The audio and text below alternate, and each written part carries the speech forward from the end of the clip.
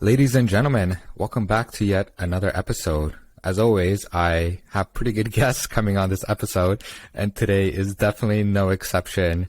You might have heard about Chanel Pfahl and her experiences as an educator and how she was treated for the misinformation, quote, that she was saying. Well, today I have her on the show, and I'm very excited to chat with her about her experiences and what happened at her school. And I don't know if I should say that she's technically still a teacher. She's not really teaching anymore at the moment. Without further ado, I would like to welcome Chanel. Welcome, Chanel. Thank you very much for having me. You're looking good as usual with your hat. Thank you. Yeah, I've taken on this kind of cowboy look kind of deal going on. I just wanted to say you've been pretty active on social media and you've had a pretty big win, and even Jordan Peterson ended up responding to you. Tell me a little bit more about what's been happening to you and when everything got started. Yeah, okay, I'll give a quick summary just from the beginning. So it started, I was teaching in a high school in Barrie, and I had gotten familiar with sort of what was happening with the woke stuff in schools just the summer before. So before that, I had no idea. I was going along with everything. I didn't see any problem with inclusion and diversity. It sounded great.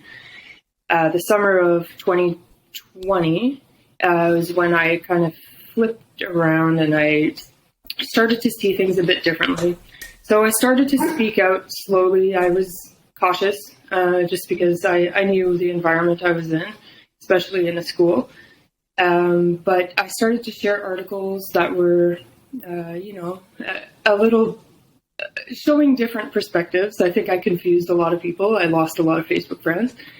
And in February, I decided to put a comment in a private Facebook group, which said that we shouldn't indoctrinate kids with critical race theory. Now, this was a private group with all teachers, so I didn't see, I didn't think it would, well, maybe I should have known better. But anyway, I thought that maybe it would be fine because we're, among colleagues and we should be able to discuss these issues.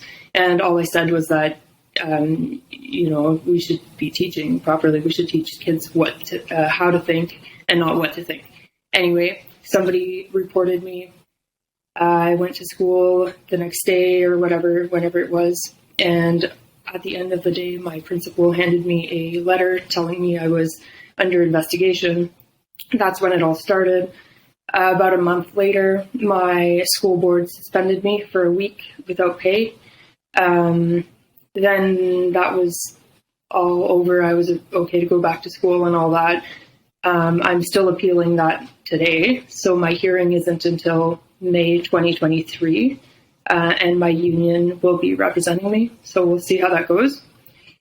But anyway, fast forward to March 2022. So more than a year after I made that initial comment, I got an email from the Ontario College of Teachers telling me that I was under investigation again, but by them this time, not by my school board. And they would be looking into that comment that I made in that group. Maybe it would be useful, David, to show the comment in its entirety in this video, if you want, just so people can judge for themselves what I said. But absolutely. Yeah. And so that went on. I got a lawyer at the Democracy Fund, and that, they represented me for free, which was really nice. And I guess about a year later, which brings us to last month, not even, they decided to drop the case. And so I'm not going to be disciplined for it or anything like that. It's not going to go to a hearing either. So they've just decided to drop it, which is good news. So it's pretty interesting to me how we've reached a point in which your opinions, even correct opinions, fighting against this ideology on social media can land you in hot water. I do think it's probably an uphill battle for them because it very much goes against freedom of speech and against, your ability to see through it. And I think a lot of teachers are probably experiencing very similar things in terms of being silenced. Do you feel like there are a lot of other teachers within the education system who share the same views, who are scared of being treated the same? Yeah, definitely. I mean, it's hard to say exactly because I haven't been in a school in about a year and a half.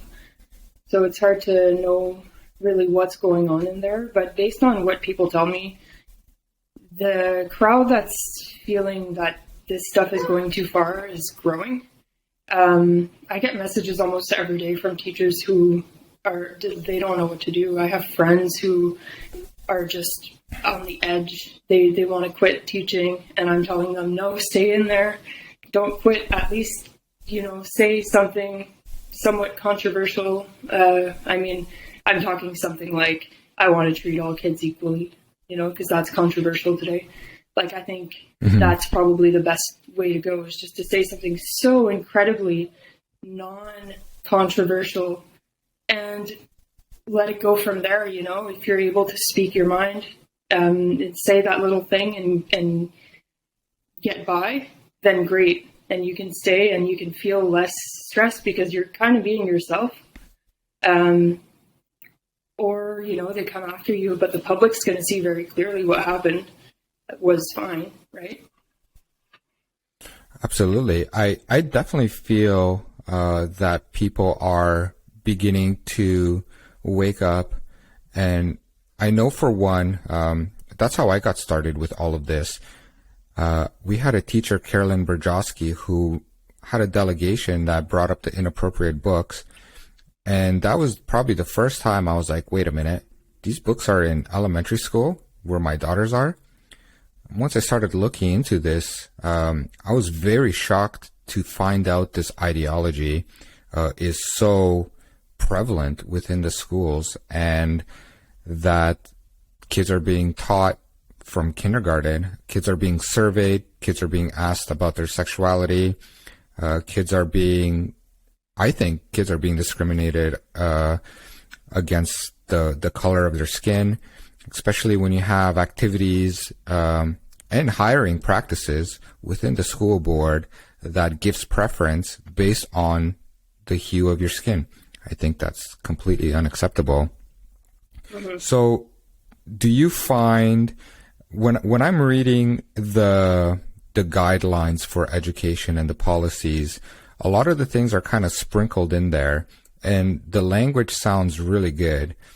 At first glance, it makes it seem like the school board and the Ministry of Education really cares about this. But on the other hand, I feel the way they are going about it is very ironic to me. They are treating marginalized people like they have some sort of disability. They are treating people of color that they're not worthy, and thus everybody else must put in an extra effort, and they can't accomplish anything unless they're given special privileges and stuff. If I was in any of these communities, it would be very insulting to me, and I'm wondering how this stuff is happening. And I don't even think that people in this community are very happy about it. I'm sure they're divided. I'm sure teachers are divided, and I'm sure things within the school board are kind of starting to break at the seams. Yeah, I mean, that's the worst part of it all, is that it feels discriminatory against the very people it's trying to presumably help, but it won't. It depends on what your skin color is and what your opinion is, but you can predict how somebody's going to be treated. If you're white and you're against it, then you're just a racist. If you're black and you're against it, then you're oppressed, but you're not aware that you're oppressed. You've been in the system for so long that you started thinking like your oppressors, and you've accepted this narrative, but it's not really your opinion. If you knew more, you would agree with us. It's an opinion you're not allowed to have if you're Black. How infantilizing is that? And then you have, if you're Black and you agree with it, then you're praised and you're put on a pedestal because you know the truth and your lived experience is the only thing that matters. And if you're white and you agree with it, then you're absolved of your sin of being white, and you can get the job that you want and the praise that you want and the status and whatever else. And you're fine. Like, I just want to clarify something, because people often say this ideology is anti-white, and I disagree. I don't think it's anti-white at all. I think it's anti anyone who's against the ideology. Like, it only takes seeing how they treat people like Thomas Sowell and Larry Elder, whoever, to know that being Black does not protect you from the rage of the woke ideologues. Yeah, that was actually really well summarized. When teachers go to school and when they read these guidelines, I've been getting a lot of material that tell teachers what to teach and how to think. I normally specialize in the gender ideology aspect, and I know teachers get like pamphlets of how to address kids and whatnot. Is it the same thing across the board in terms of teaching race, and they encourage, how does it work? Yeah, I mean, individual teachers have a lot of liberty when it comes to this. They can, if they want to be completely woke and implement this in their lesson plans every single day, they're free to do so. They're actually going to be praised for it. But the teachers who don't want to teach it can still somewhat stay away from it to some extent. Like, obviously they can't control what happens in the school, the morning announcements, the hallway posters and all of that. But they can somewhat keep their classroom fairly neutral, I would say. Obviously there's other effects, like with this woke ideology. It's not just the race and the gender stuff. It's a lot of other things that come into it, like progressive discipline policies that impacts everyone in the school. So there's some things that you just can't get away from. And I'm hearing from a lot of teachers that they're just so discouraged because whenever they try to make a decision, like say, okay, this kid, he used a bad word in class and he's not behaving properly, I'm going to keep him for the recess. I'm going to, try to punish him in some way so that he understands that he can't behave that way. Well, often what happens is then the principal comes in and says, well, we'll let it go for this time. Or they undermine the authority of the teacher. And I can't think of anything more, just not just disrespectful, but how do you then go back into your class the next day and teach and feel that you're respected as a teacher? The kids aren't going to respect you anymore because any decision you make is just going to be overridden by the guy at the top. Well said. And I also think if you allow this kind of behavior, you're also enabling the message, I think, that is being sent is it's okay to misbehave. It's okay to act out. It's okay to basically put other kids at risk or upset them or make them uncomfortable. We're not going to be doing anything about it. We don't want to make you uncomfortable. It's really very backwards, actually, the things that are happening in the school. I did not know a lot of these things are so prevalent. And what do you think a solution would be? Is there any entertainment on the part of the board or the administrators that you see trying to reel things back in their near future? No, not that I can see. I think any principal who speaks out against this, whether like a principal could leave out the whole racism and the gender ideology, he could kind of be on board with that.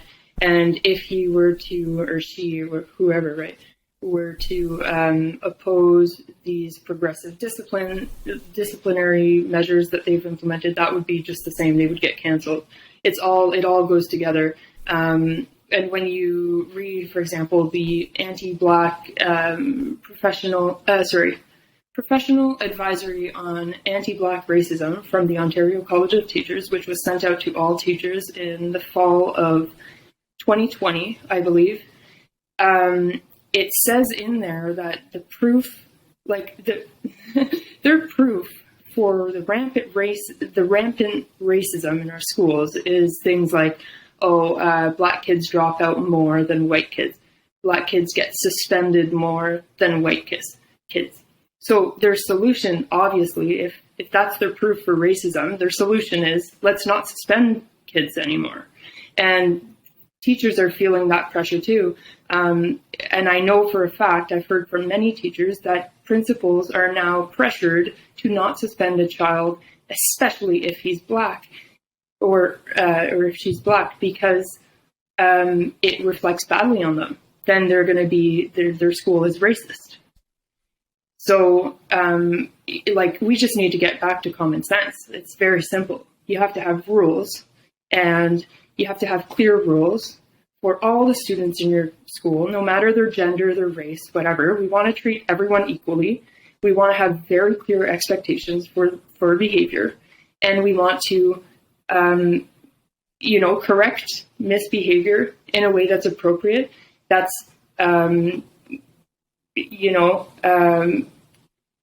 what's the word I'm looking for? That's equal across the board, right? Nobody gets a special way out because they have a sad story or because whatever, right? Like, obviously we're going to be human. If someone just lost their grandfather and then, they didn't hand in their assignment, okay, maybe we can think about that. But in general, there should be no looking for sad stories to then let the child not act in the way that he should. That's right. I think the sad story is the fact that we are letting children act this way, and which obviously snowballs out of control. This morning, I was out for a coffee after I dropped my girls off at school, and I went to sit at Tim Hortons and to have a coffee and something before I came home. And there was a group of girls over there. And when I, at first glance, looking at them, I would say that they were pretty woke. But actually, they had the most hilarious conversation. I just started just laughing. And on my way out, I let them know, I was like, this is the funniest conversation I've overheard, because they were sitting right beside me, this group of girls. And it was, they looked very, the way they dressed was very stereotypical. It was a couple black girls, a couple white girls with no nose rings and the long nails. It was pretty funny. And they were talking about the teachers in the school, and they were especially harping on one particular male teacher who had like longer hair and stuff, and they were saying like, why does he feels like he goes to get his hair done at a women's salon and stuff. And I found it pretty ironic because, the students, when they're pushed to accept all of these things, it's okay for men to be women and go into our spaces and stuff. I think the students, the reality is they're not okay with this stuff. And the harder you push, they're going to push back, and there gets to a point where people just start like mocking this kind of belief system, which is very interesting. Regardless of what the school board is telling me, I think the students are seeing through this, and I don't think they're happy with the way they're being treated. And I know in the school, this to me is very disturbing. When I read our school policy, and this is across the board, I think all schools have this, and in gender ideology, it says that anybody can use any space and participate in any sport solely on what they feel they identify in, right? So I said it before, I don't see too many women kind of rushing into men's sports and activities and change rooms and washrooms, but I am saying that some men are taking advantage of these things that are supposed to be set aside for women. And I think women should have their own sports where they can participate against each other and not be completely run over by a man who's you're risking injury. And I don't think women should be uncomfortable to go in their own change rooms without having a guy over there. I don't think I'm asking much. I don't think this stuff is controversial at all, but apparently it is, because this stuff is written down. And I also believe, in terms of the race part, that everybody needs to be treated equal.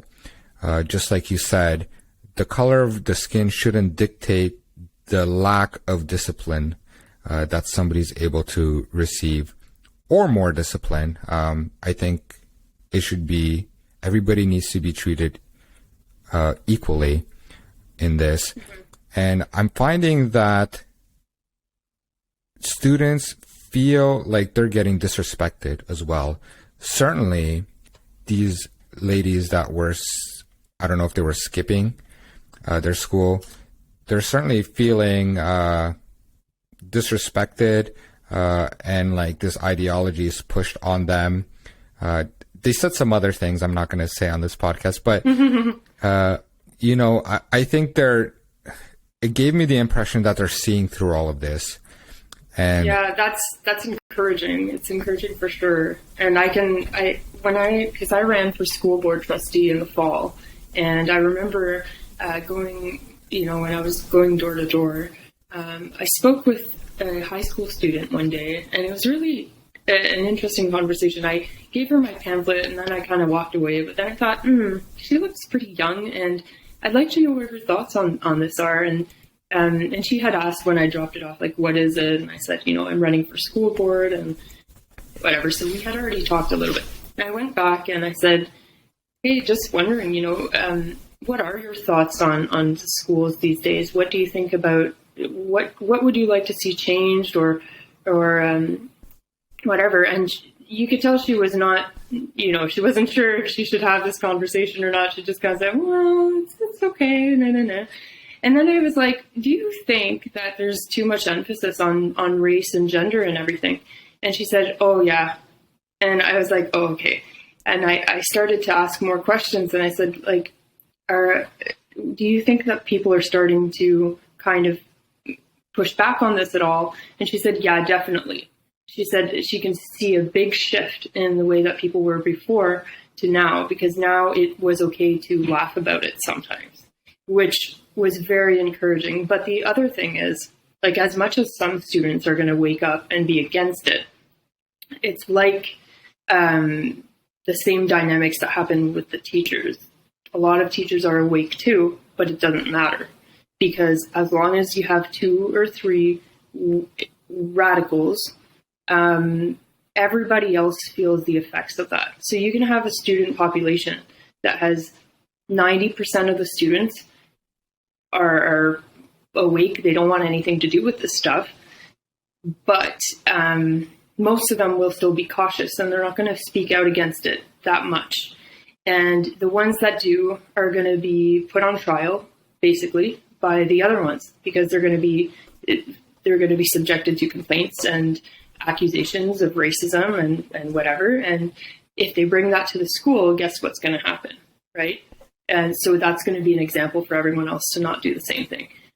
So I don't know. I don't know if I, like, until it's a majority of students who feel that they can publicly, openly laugh about this and make comments about it that show a different perspective, and not be silenced, not be bullied, even when they get, talked to and shamed and whatever. Just keep going. Like Josh Alexander there, he's doing a great job. He's standing his ground. That's the student who got kicked out of his, I'm sure you've heard there, he got kicked out of his school in Renfrew County because he said that, women should have access to their sex segregated washrooms. Yeah. Seems pretty basic sense. Pretty common sense. Yeah, pretty basic. It's so crazy. I never in my life thought that we are going to be dealing with these kind of problems. And I've had a delegation at the school board talking about the very things that are happening in terms of serving kids on the survey as young as age 4. What is your sexuality? What is your orientation? It's like, okay, but the thing with those is it goes to the parents too. So that's one thing that is still good about it. Now, I say that because I look through a lot of material on Twitter. I'm always finding things that are happening in classrooms. And just the other day, I posted an example of teachers getting kids to do an activity where they had to say what their sexual orientation was, what their gender identity was. And I believe this was in grade, it was either 4 or 6. So this is in an environment where parents are not even there.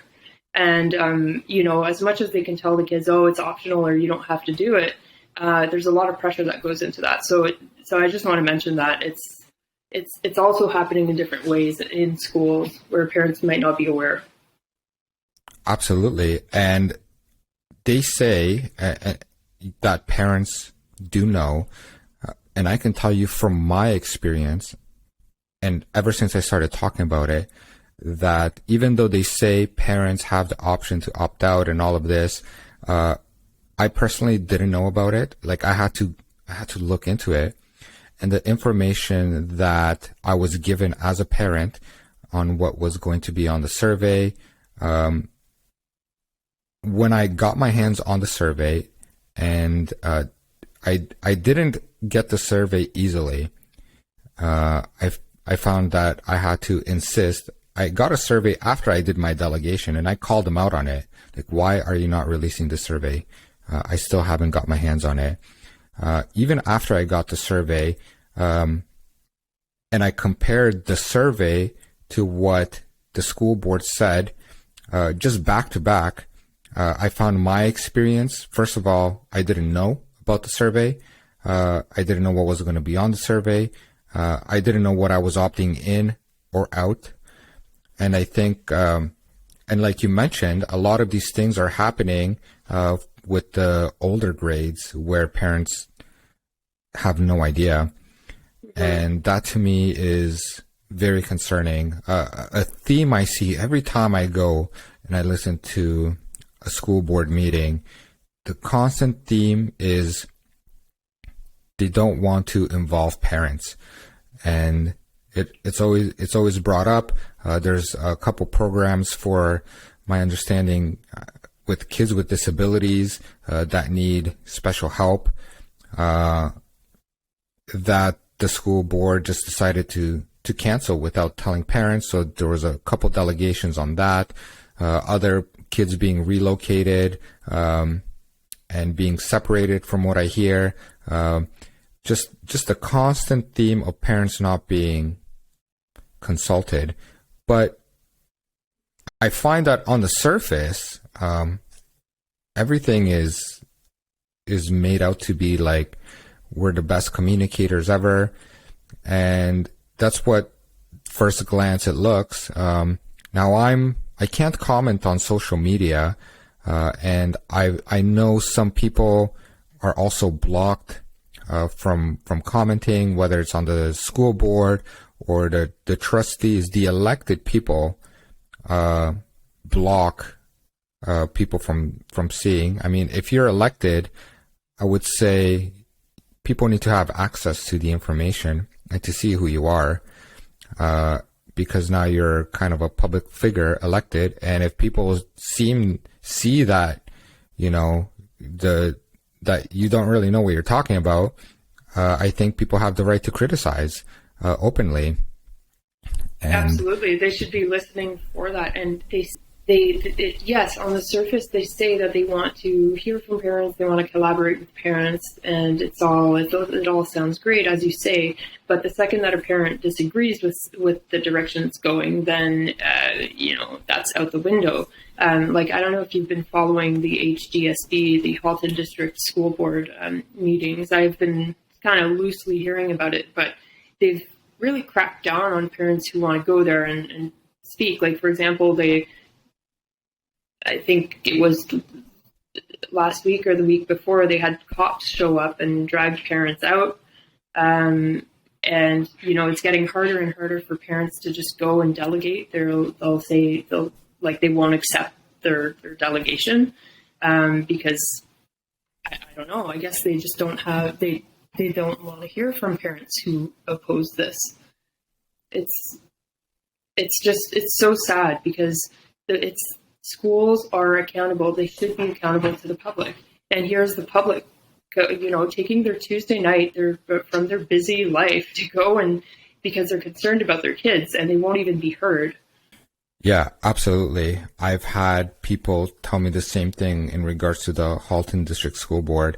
What is happening there, in my opinion, is complete craziness. I can't believe that the message the school board is sending, that it's okay for a teacher to behave that way, blaming the students for not accepting.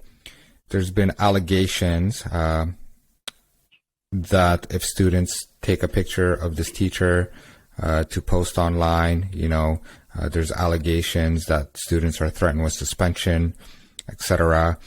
And then parents just telling me straight up, like, I'm trying to put in a delegation to speak and they won't allow it,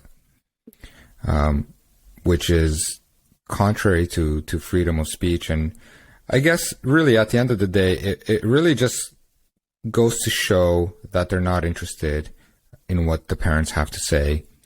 And they're just, I feel like the school board trustees are really on a power trip.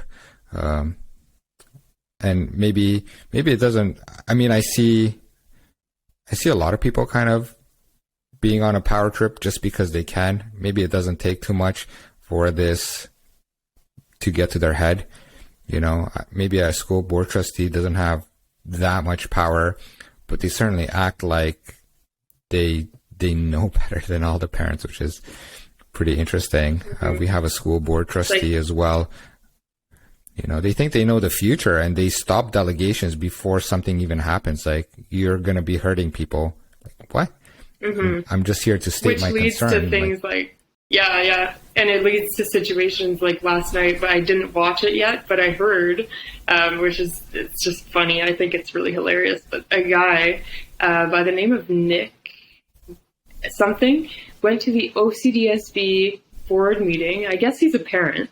And his concern was the whole, any gender can go in any bathroom or change room, whatever.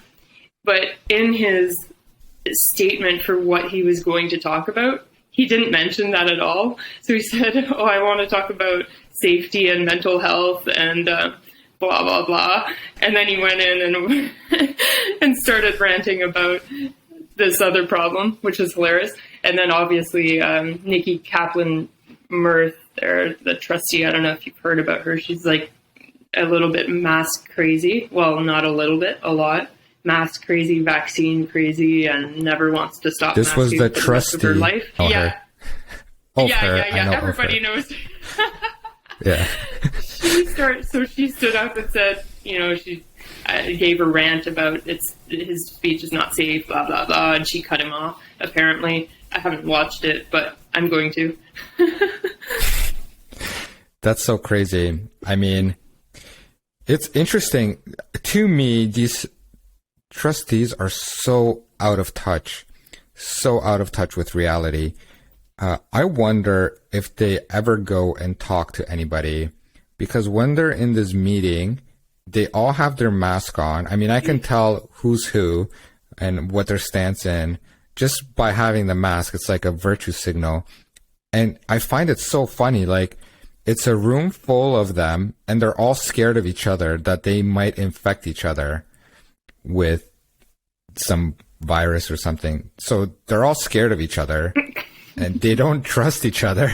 They all got these masks on, and you know, it's, if they step out of that boardroom and they go anywhere, like go shopping for groceries, you go to the schools, no kid is wearing a mask. Nobody outdoors is wearing a mask. No park. You go to a pool, you're not wearing a mask. That'd be borderline waterboarding yourself. I mean, clearly you haven't been to Ottawa yet, because we've still got a lot of lingering masking going on. Oh, really? I did not know that. Oh, yeah. Yeah, it's like, obviously it's not the majority or anything, but I would say there's still maybe 10% of people in grocery stores that still have a mask. And yeah. Yeah. That's not too high. 90% of people seem to not be dying. Yeah. Sometimes I wonder, you know, yeah, I would say it's probably even less over here in Kitchener, but Ottawa is kind of the epicenter of peak wokeness in Canada. Yeah. Yeah. So I'm sorry to hear that. So what would you say, some advice to teachers? I really love the advice that you gave to the teachers already. You know, if they're feeling the pressure that they're going to quit, why not just say something before, right? If they're going to be out, why not just say something on your way out? Or maybe not just say something and let them take you out if you're going to be out. And maybe send you home with pay, and you might have to stay home and think about the naughty things that you said while getting paid. So I really like that advice. I think that if teachers started speaking out, like, how many teachers can you send home on paid leave while you investigate? And whenever I see, you know, it doesn't take much. Like Carolyn Berjowski's case, I had a delegation that went viral and went on Fox News as well. Yeah. Your case was like, I think yours was even more viral. I've heard about yours. Fox. I mean, it was all over Twitter, and I don't even use Twitter. I just go and I post, and then I'm off, and I heard about you. So it's very interesting. Like, it doesn't take very much to wake people up, you know? Once people start kind of going down, I think it snowballs out of control. And there's a handful of people over here in Ontario that I can point to that were made public displays of discipline, I would say, like Carolyn, you, Josh Alexander. Our school board released an open letter to, I think they got 500,000 views in 3 days, is what I've read. So people are obviously becoming more aware. Chilliwack School in BC, you know, in Canada, I feel like we're getting connected coast to coast, and parents here are seeing what's happening there. They're seeing what's happening here. And yeah, it's very interesting. So, but still, advice to teachers. Yeah. I was just going to say too, like, as much as people are waking up, I think they're still naive to a large degree. Like, so many parents, I think, are thinking, okay, I'm against this, So when I see it in my school, I will speak out against it. It's like, it's already in your school. Like, you can be 100% sure it's in your school. If you're in a public school, like, just type in the name of your school board on Google, and then type anti-racism, type gender identity, type whatever, right? You can find these documents. It's not hard. And it's already there. I guarantee it. So anyway, back to advice for teachers. So it's a very, very lonely battle if you're in there on your own and you're awake. It's difficult. You go into meetings, you're sweating almost. Like, I remember those days when I knew that something was wrong, but I felt like nobody else was like on the same page as me. It's really hard. So if you have somebody at school that you trust a little bit more than others, and it's not to say that you're like completely against everything, but maybe slip in a word that, you have questions about this one thing and it kind of doesn't feel right, or, you're just kind of wondering what happens if someone takes advantage, a boy takes advantage of this policy, and then a girl ends up paying the price for it because she went to the washroom and this guy was, peeping on her, whatever happened. So it's not necessarily about taking a position, but just bringing up the conversation in a curious way and seeing how they react. Obviously, if they don't react well, then never mind them and go to someone else. You're not going to be converting anyone, especially in that environment, but go to someone else and try to find some allies. And that just helps so much. Then if you can't do it in your school, try to find allies like online. Like, you can join parent groups and stuff like that. If you're not sure where to go, then send me a DM on Twitter. I do answer DMs, but I'm a little bit slow sometimes, so just, I will get to it. I like to connect people, and just to, we have this group called Lighthouse that parents and teachers and all of that are just working to oppose this stuff. So you're welcome to join there. What else? Yeah, the other thing, like I said, don't quit. Like, just stay in there and say something very, very basic that the population would agree with. In Canada, we agree with things like treating people equally. And we agree with things like, that kids should be taught how to think. And they shouldn't be told to take one position on an issue, but they should be taught all different perspectives, and then they should be able to make their own conclusions. So it's not that you should go in there and start speaking about all the issues at once and make yourself a target, and then it all gets a little blurry. They come after you and people are like, oh, I don't know if I should defend her. She seems a little out there and crazy. Don't do that. Just say one thing and stick to that one thing. And if they come for you for that one thing, then defend yourself and see what happens, right? Stick to it. Don't get bullied out. Just say, no, this is my belief. If you want to send me on leave and pay me for a couple months to investigate why I think that we should treat everyone equally, then go for it, and just take that stand and see where it brings you. And,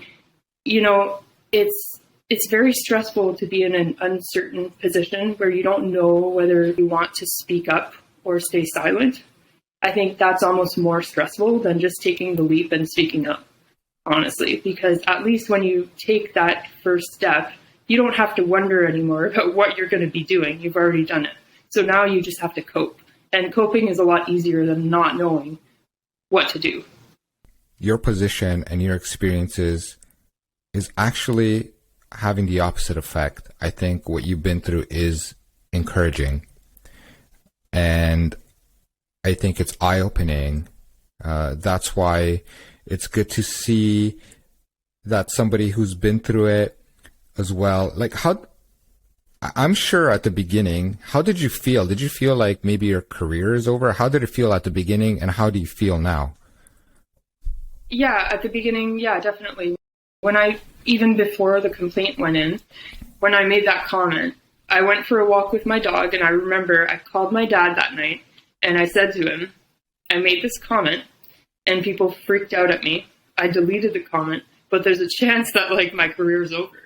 And he just said to me like, well, if that happens, we'll deal with it, you know? And that was so, there's no words to describe what a relief it was that he wasn't mad at me. Because it was a little bit, you know, like it could change my life completely. But he was like, you know what, like you said what you said and we'll deal with it.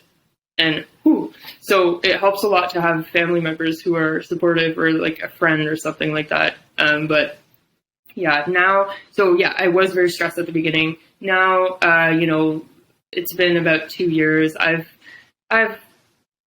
not stressed anymore at all. Not about, I can speak my mind fully. It is so freeing. It is amazing. I recommend it. You know, there's nothing better than to just like be out there being yourself. I don't have to hide anything. I don't have to wonder if I'm going to get canceled, if I use the right word or whatever. I just say what I want to say. And there's it's priceless. Probably the only thing that stresses you now is why other people aren't saying what they need to say. Yeah. I try to understand. I try to, you know, I speak to myself and I'm like, hey, like they're in a different situation. They're not there yet. Everyone has their own situations. I do try to understand, but sometimes it does get frustrating, because I know that if they took that leap, they might discover things that they might discover that life will take them in places that are actually good in the end. That actually being yourself is going to lead you to exactly where you need to go. And it is so worth it, even if you have to change careers and whatever. And I know it's not easy. It's, you know, you have to make a plan B before. You don't want to do it recklessly. You don't want to just lose your job and then be lost on your own. You want to have a plan, but it is worth it, I think. And I think that the future of our country and our civilization really depends on that. It depends on people who are going to come together and say no, and actually not just come together, individually come to the conclusion that they are not going to participate in this anymore. It's an individual decision. When horrible things go wrong, you know, when horrible things have gone wrong in history, we can't blame the guy at the top that was saying, hey, you know, like Adolf Hitler, like, for example, or whoever, right? Like, yeah, of course, they're like the face of the atrocities that happen, and they're hated, and with good reason. But the fact of the matter is, they had thousands of people, regular people like you and I, who decided to stay quiet for months and years, because they were afraid of the repercussions, even if a lot of them were against whatever was happening, right? They felt it was wrong. They didn't say anything. And it got to the point that, you know, laws were put in place, and the repercussions for speaking out got worse and worse. And then there was no option anymore. And everyone was just, and then it had to end in violence and a horrible tragedy. So it's like the time to speak is now, because it's only getting more tribal as it goes on. And at a certain point, there's not going to be any other option than violence and absolute tragedy again. So I think anytime we reach back in history and have to draw parallels against these human atrocities that were done, and we're seeing kind of the same thing happening, I think we're in trouble. And if people think now, if they're scared about like being canceled, but you look back in history and say, I would have stood up when this would have happened. No, you would not. Especially when they were executing people. Right now, nobody's executing. And I completely agree. There's people get in these situations where they can't speak up because they have a lot in their life, like their family. They got to work to provide. They don't want to live in a box if they can't provide. So it's important to have a good support system. Sounds like your dad is a really good dad.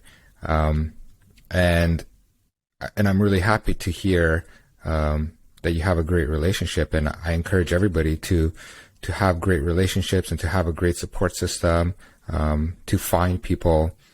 But I completely agree.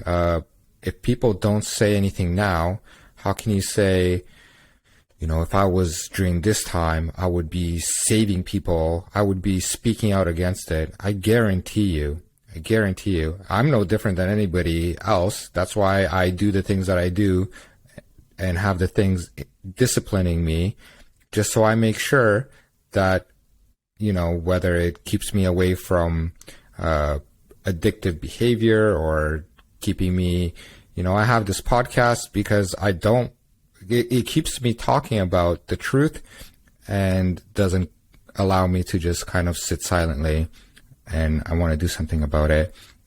That's why I do the things that I do.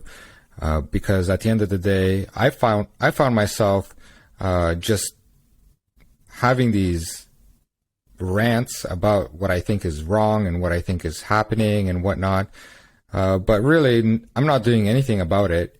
So then I just decided to start a podcast and go delegate at the school, and I'll do something about it. And you're doing a great job with it. I really like your videos. So good for you for getting out there, and everyone can participate in their own way. There was James Lindsay was in an interview. He said something like, "Look, not everybody is going to run for trustee or be that outspoken voice in the public, but everyone can have a role to play. Like you can be behind the scenes, you can be connecting people, you can write articles, you can write letters to your MP and your MPP. There's a lot of things you can do without necessarily throwing yourself out into the public sphere if that's your preference, I guess. But it's so important what you said about not looking back on history and thinking that you would have been one of those principled people taking a stand when today you are hiding. And it's so sad that it seems that we can't extract the right lessons from history. And I'll just tell you a quick story. I went to when I was during the campaign time of the municipal elections, when I was running for trustee, there was a Holocaust memorial where we were invited to just walk around, and they gave a talk about, the historical events and stuff. It was very interesting. But at the end of the walk, we had a discussion, and they summed up the lessons of the Holocaust, I guess, and everything that happened. And they said something like, this is why we need more anti-racism in schools, and this is why we need, and I just wanted to yell, because it's like, that is absolutely the opposite lesson that we need to find from this. The anti-racism is based on the idea that, there's white people and there's black people and they're against each other in some way, that white people are oppressors and black people are victims and oppressed. That is wrong. We're dividing people by their race. It's the same thing as dividing people by their religion, or dividing people by their whatever characteristic. If you want to divide them by rich and the poor, like in the Soviet Union, or like if you're a Jew or not in Nazi Germany, it's the same thing. What we have to come to is the realization that we all have individual rights and freedoms that should be protected. And everybody should be able to speak their mind, and nobody should be discriminated against based on their race or whatever, even if, their ancestors at some point that had the same skin color as them or the same religion as them did something reprehensible. The reality is every single person who's alive today has ancestors who did reprehensible things. It was a long battle of history, groups against groups, and violence and atrocity, and just fighting for survival. Horrible things have happened, yes, and we need to focus on how do we not do that again. That's right. And ironically, we are doing it again, right? By by trying to avoid the very things, we're splitting people up and dividing them. And I never thought, like I said, we'd get to this point. I find, your story is very, very interesting. I really am encouraged to hear that there are teachers in the school system. Have you noticed, like, students, you've had that interaction? Now you've been outside of the education system. Do you find that students kind of feel the same way? What messages have people sent you? I do get messages from high school students on Twitter sometimes, which is really interesting. Few of them are very, very much awake and they're paying attention. Usually, though, it's more teachers messaging me. I don't know. It's hard to say. I think from what I noticed when I was a teacher in 2020, the spring of 2020, what I was starting to notice was that kids were not saying their opinion as much as they were in the past. I could classroom discussions were just not as lively as they were even 4 years before when I started. And it was a palpable change, like around the year 2020, I think, where it started to become taboo to say some things and kids would sometimes correct each other on their language and things like that. And it created a very hostile environment, I think. And it's just gotten worse probably since then. Yeah, I definitely think it's gotten worse. I think outside of school, I feel like kids are speaking about it, whether it's for best or for worse. I have been seeing some interesting language being used, just by other kids. More like, I feel like they're tired of these ideology being forced down, and the way that they're combating it is like kind of pretty brutal. But at the same time, what can you expect when all the school does is do this or else kind of mentality. So Chanel, right before we wrap up, do you have anything else that you wanted to say that you feel like people should know that we didn't cover? Well, the only one thing I wanted to add is if you're a teacher and you have gotten in trouble for something, consider speaking out about it. Consider speaking publicly about it, because I think that's what deters them from going further and persecuting you more in some sense. In my case, when the OCT decided to investigate me, I put it on Twitter right away. It was all public. I got lawyers. I started speaking up more. I was like, no, this is not happening. You're not controlling my political views. I get to be an independent person. I'm not going to bring it into the classroom. I'm going to be neutral in my classroom, but I get to have these opinions. And they backed out. So I don't know, maybe it's just a coincidence, but I hear from a lot of teachers who are under investigation and stuff, and they don't want to say anything. They're not out there. And I think that's actually going to make it worse for you in the end. So I don't know. Just something worth thinking about, maybe. Yeah, absolutely. Once you make these things public and you bring them into the light, I think they're going to be put on display with the way that they deal with the discipline. I like the fact that you encourage teachers. I wish the teachers do stick around, especially the good teachers. I'm very happy. It seems like my kids have really good teachers, and I'm very happy that teachers like that exist in the system. And I hope that continues to be the case as people begin to wake up to this. Chanel, where can people find you? I'm going to be putting the links in the description of the YouTube video. Do you have a website, social media? Is Twitter the best place? Yeah, I don't have a website or anything, but I do have a Twitter account. It's Chanel Pfahl. I'm sure you'll write it there in the description. But that's about it. If anyone's curious about my whole story and all the details, I wrote an article about that, and it's linked on my Twitter bio. Wonderful. To all the viewers and listeners, if you've made it this far, I just wanted to thank you so much.